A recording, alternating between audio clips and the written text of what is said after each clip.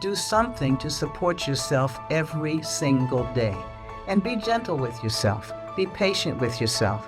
Give yourself the love that you deserve that you may have never had.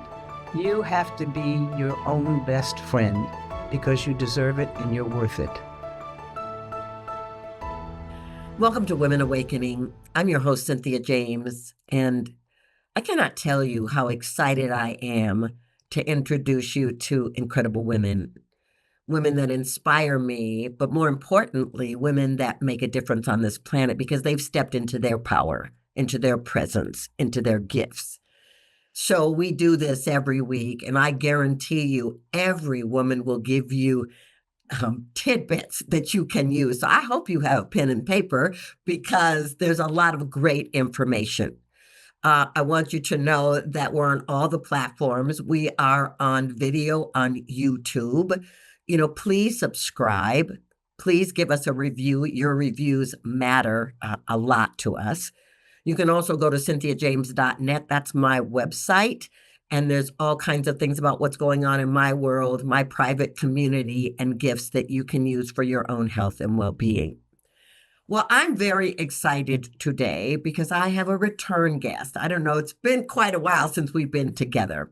Her name is Dr. Andrea Sullivan. She's a doctor of Naturopathic Medicine, and she has a degree from Bastyr University in Seattle, and she got that in 1986.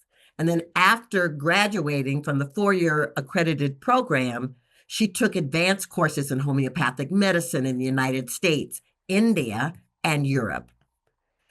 She continues to study homeopathic with homeopathic physicians from Mumbai in India, and she's a diplomat with the Homeopathic Academy of Naturopathic Physicians, and she has a private practice on the East Coast.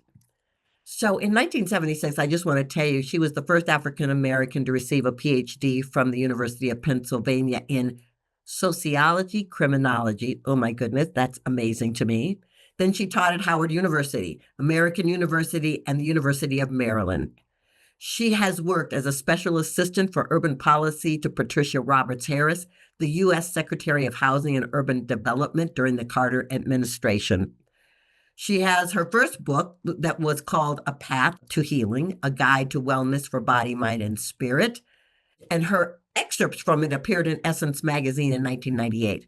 Her second book, which we're going to talk about today, is The Sacrifices of Superwomen, Natural Remedies to Restore Balance. And it was released in October of 2023. Hi. Hi, it's so good to see you. I am so happy to be with you. And I just want to start by you just sharing with people how you grew up, because you probably didn't drop on the planet to be a naturopathic doctor. Well, that is true. That's an interesting question. I just did an interview about that. But my dear friend, my brother's dear friend, and now is my dear friend as well, when I was 8 years old, asked me what I wanted to do when I grew up. And I said to her, I want to save the world. And she said, and being 9 years older, she said, sure, kid. Okay, bye. I was serious. She was amused. I didn't know what that meant at the time. And I, as you said, did many things before I got to naturopathy. But because I knew that the path of criminology was not something I wanted to stay in, even though I didn't know that at the time. But I knew it ultimately because it was a dead-end path. They already had that script written for, no high school, no jobs, and then you go to prison. So that wasn't something I wanted to do. But then I found naturopathy as a result of being sick and tired all the time, of having a face full of acne, of having 30 pounds more than I wanted, of being miserable, basically, while I was in the job with Patricia Roberts Harris. So I went to a naturopath. He said to me, after listening to me, you should be a naturopath. I said, excuse me, sir, just give me some of those bat feathers or whatever you boil up in the back room, and I'm going back to D.C. Because this was 1989. Nobody knew what naturopathy was. I didn't even know what it was. I didn't have any diagnosable disease. I just knew I did not want to have any drugs and didn't need any drugs. I knew I needed some guidance. So every month I went. Every month he said the same thing. And every month I retorted in the same way. Just give me some of those bat feathers and I'm going back to D.C. ultimately, I decided to study what I was doing and try to figure out why and how this stuff was working. So I went back to school. I went to Howard to take prerequisites in medicine, and then I sold everything, my house, my car, and moved to Seattle. My family thought I was crazy. I was questioning my sanity at the time too, because I just couldn't understand why I would spend so much more time in school.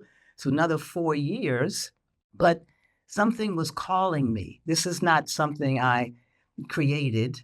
Spirit created this. I didn't create this. This was my and is my life's work.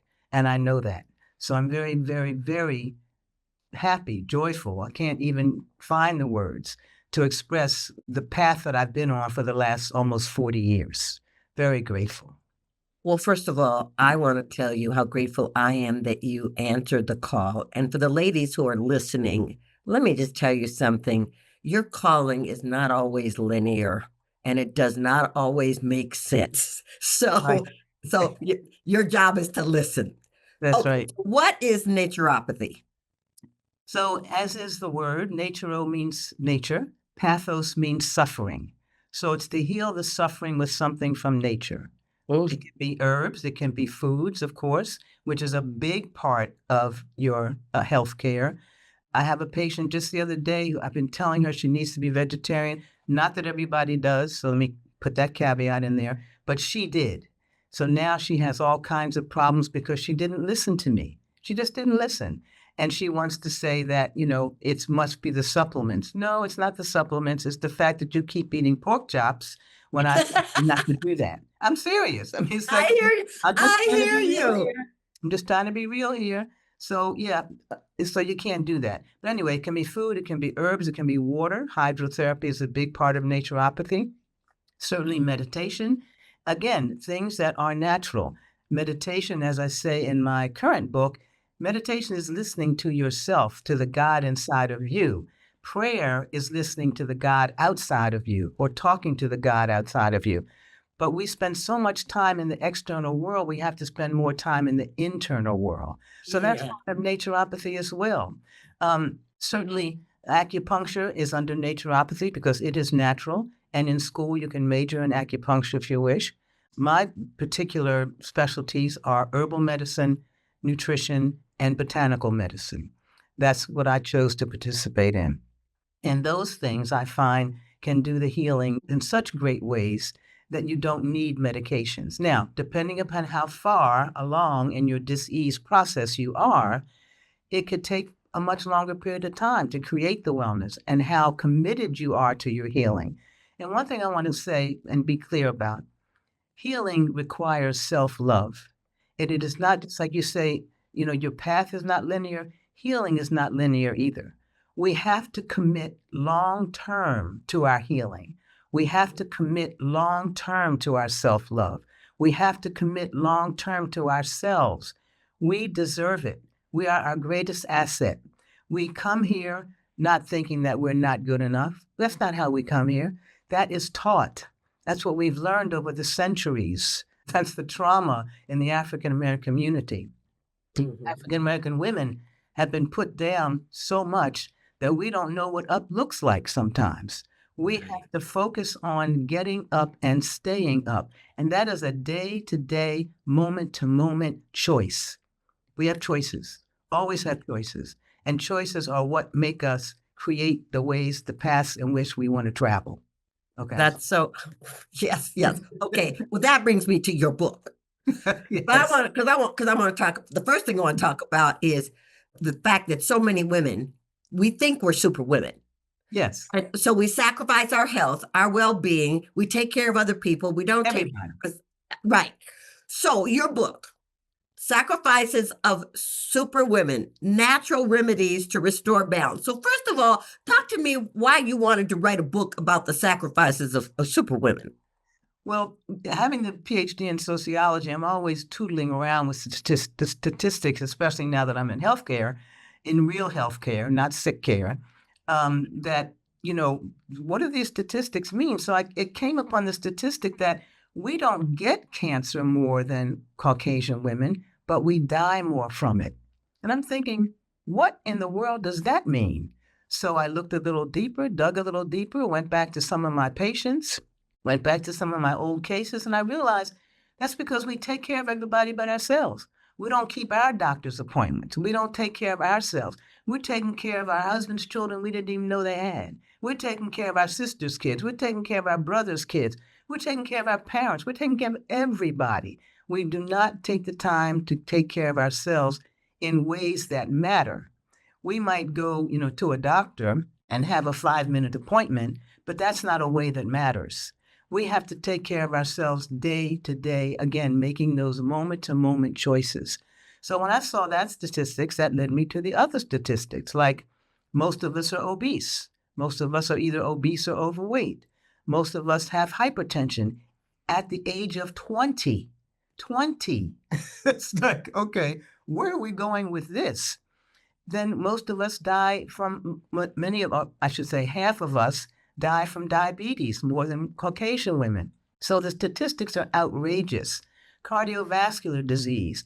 And it's definitely the combination of food, racism, and sexism. So in my book, I trace the sexist behaviors and the sexist laws, et cetera, that applied to women in the early 1800s. Of course, we couldn't vote till 1920. We couldn't get any credit or mortgages or bank accounts. We couldn't even travel if we were married. As a single woman, we could travel, but not as a married woman. We were the property of our husbands, more or less. So that sexism, in addition to the racism, created the stress, which creates the inflammation, which creates the disease. So that's a backdrop of the book. And I use Sojourner Truth to express that because Sojourner Truth was certainly a woman who took care of everybody and everything and did it all. She was a superwoman. And that was to her detriment, but she did it. So the weathering, which is another term in sociology, that creates the erosion of soil, the racism and sexism and all of the sexist comments and microaggressions and macroaggressions, that is weathering us. That is depleting us. That is breaking us down. We have to stand up. We have to do more for ourselves. We're not dependent and should not be dependent on doctors. We have to be dependent on ourselves. This is not your doctor's health. This is your health. This is not your sister's health. This is your health. So we have to begin to think more in terms of, people will say, well, that's selfish. No, it's not selfish. It's being self-focused. And that's very different than selfish. Yes. Okay, well, my mind, ask this question, ask this question. That's right. All right, so a couple of things I want to talk about. One is that so many of us don't believe we have the financial state to go to people who are experts like you in the field that can help us naturally. And then the second thing is, all across social media, every 15 seconds, a new remedy pops up that's going to be the save all, end all of everything. That's right. So can we talk about that? Because I have a pretty healthy life. I mean, I really take care of myself and I have naturopathic doctors and all this stuff. But I look at that stuff and I'm thinking, how does anybody know what's real and what's not? Well, let's start with the last question. First of all, there is no one quick fix. There's no one quick fix. In the 70s, it was bee pollen. Then it was goji berries. Then it was spirulina. Now it's sea moss. No. Soursop. No. All of those things are fine, I guess, in and of themselves. I've never prescribed any of what I just listed, but it is not one quick fix. We're tied into this system that says, oh, you take a pill and you get better. No, that's not how it works. Our bodies are a multiple of cells and organs and systems that need support. And so, yes, we have to take supplements, but we also have to eat well. Now, back to your other question about finances. Okay, so let's say you can't afford a full organic diet, but can you afford organic kale once a week? Just start there. Because the things that are organic means there's less pesticides, which means there's less propensity toward cancer and less propensity toward other diseases. And we need to focus on the things that don't have appeal, so that we can recognize that those are the things that are more susceptible to pesticides. So things like vegetables, things like fruits, normally we don't peel those. So if you don't peel them and they don't have a rind, you want to try to get those things organic or going to a farmer's market. Now, having said that, many farmers markets don't say organic because they can't afford the certification. But you ask the farmer, is this organic? What pesticides have you used? Just ask the questions because you're worth it. You have to take your life back. You have to take the time for exercise. You have to take the time to ask the questions. Nobody's going to give you the time. Nobody's going to give you the answers. You have to ask the questions. So in my book, for example, may I show my book? Yes, please do. So my book, which actually won an award for health and healing, so I'm very happy about that. So in my book, I talk about the things that you could eat. I talk about the things that you can take as supplements. I talk about the things that keep us down and the things you can do mentally and emotionally to create better health. It's something simple like water. We don't drink enough water. And our bodies are made of water. Our brains are made of water. So we wonder why we're foggy headed and can't remember stuff and concentration. It doesn't have to be leaning toward dementia. It can be leaning toward, I'm dehydrated. I need more water.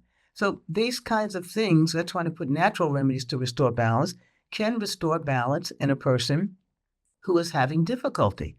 So we have to think about the more natural substances because we're too tied into the sick care system. And the sick care system is not going to change because it's tied to the pharmaceutical system. So let's face the facts. We have to do something for ourselves. The system has never been designed to support African American women, especially, or women generally, which is why I bring women into the picture into the book.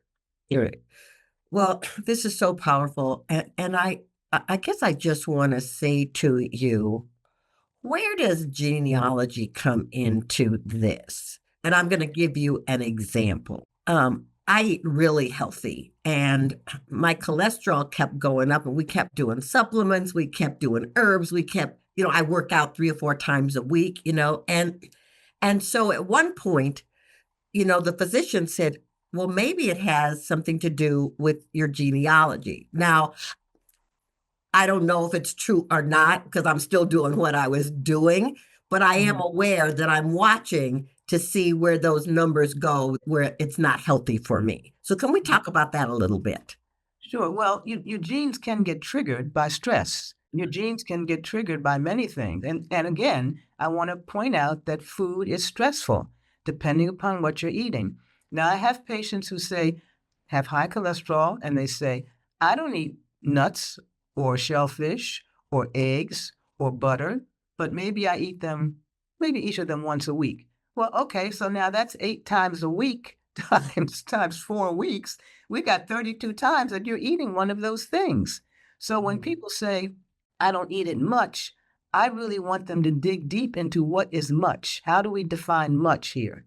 How do we define how often here? I don't know what your situation is, but that's why I ask every patient to give me a diet diary. And we go through it with a fine-tooth comb to discern what is it that's causing this high cholesterol or high blood sugar or high whatever it is. So saying that you don't eat much cholesterol-ridden foods, I don't know. Eggs, certainly. People eat eggs a lot. People say, well, yeah, I eat an egg every day. Well, hello, the yolk is the biggest form of cholesterol. So we have to be mindful of the collective, the additional substances that we're putting in our body that ultimately add to that high cholesterol. Right. But having said that, yes, genes can be responsible, but usually when it's a genealogical problem, the cholesterol is off the charts. And we were talking 400, 300. So if it's 200, I'm not buying the gene thing. I'm buying, what are you eating? That's what I'm buying. Oh, I love that. So I will be going back to my doctor going, all right, let's talk about this, shall we? Do a diet diary. You're talking shellfish, eggs, cheese, butter, and, any of those things can be in some products that you're eating. And certainly nuts. So especially when they're not raw. So if you're eating roasted nuts, that brings out the fat for whatever reasons. So you need to be mindful of eggs, butter, cheese, nuts, and shellfish, and how often you eat those things in a week or in a month. Now, Okay. I haven't even covered the part of inflammation and stress, so we'll have to come back and do that. I think we might have to do that. We really. All right, listen, first of all, ladies, run, do not walk, and get this book, The Sacrifices of Superwomen, please. And Andrea, tell us how we find you and your work.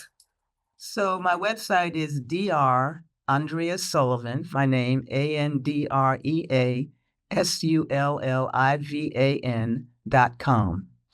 My number is 202-244-4545. And I'm on Instagram, believe it or not. I'm on TikTok. I'm on all these places that my social media person has placed me. And I do videos on there, and they can be found. And a lot of the information that I talk about is in my first book, as you mentioned, Path to Healing, A Guide to Wellness for Body, Mind, and Soul, and from this book. And I want to say, yes, you may not be able to afford to go to a naturopath, but you can afford to buy this $16 book. You can afford it. You are worth that. You are worth that and more. And if you want to buy the hardback, that's even better. Or get it from the library. But do something to support yourself every single day. And be gentle with yourself. Be patient with yourself. Give yourself the love that you deserve that you may have never had. You have to be your own best friend because you deserve it and you're worth it. Oh, that is so beautiful. Ladies, I hope you were listening. If not, rewind and hear that again. So I asked the same last question of everybody on the show. This show is called Women Awakening. Why do you think that it's important for women awakening on the planet in this moment? Oh my gosh. How long do you have? Well, given the events that have happened in the United States over the course of the last couple of months, it is clear that racism and sexism affect us all. As a matter of fact, there's studies that talk about how racism affects Caucasian Americans living in areas that are not as tolerant about ethnicities have higher rates of cardiovascular disease. So this is not something that just affects African Americans. It affects all of us. And now, because we know the strength of women, and especially African American women, based on where we've come from, we know that we are the ones that can take us out of this mess. We know that. I know that. I have no doubt that women are the ones that can take us out of this mess if given the opportunity, which is why, the boot is on our necks in such a serious way, because they know it too. So I think women awakening, it's the time, it's beyond the time. And I think that that's what we're doing at this point in time. Oh, Dr. I know Andrea. that's what we're doing. Yes. Thank you so much for your wisdom and for your commitment. I'm so honored. And I'm going to talk to my people so we can come back and do a part 2 about inflammation and stress. Yeah. I will be doing that. Thank you Yeah. for being here. Thank you so much. God bless you. Thank you. All right, ladies, I end this show the same way with different words, but I'm going to start with Dr. Andrea's quote. Healing requires self-love. So my question to you is, how much do you love yourself? How willing are you to love yourself, to take care of yourself, to honor yourself? If we can spend money on Starbucks and all this other stuff, why can't we invest in our own health and well-being? You are important. You matter. And I'm so grateful that I get to spend this time with you to introduce you to women like Dr. Andrea, because this is our time. And I'm so grateful to be with you. I love you, and I'll see you on the next show.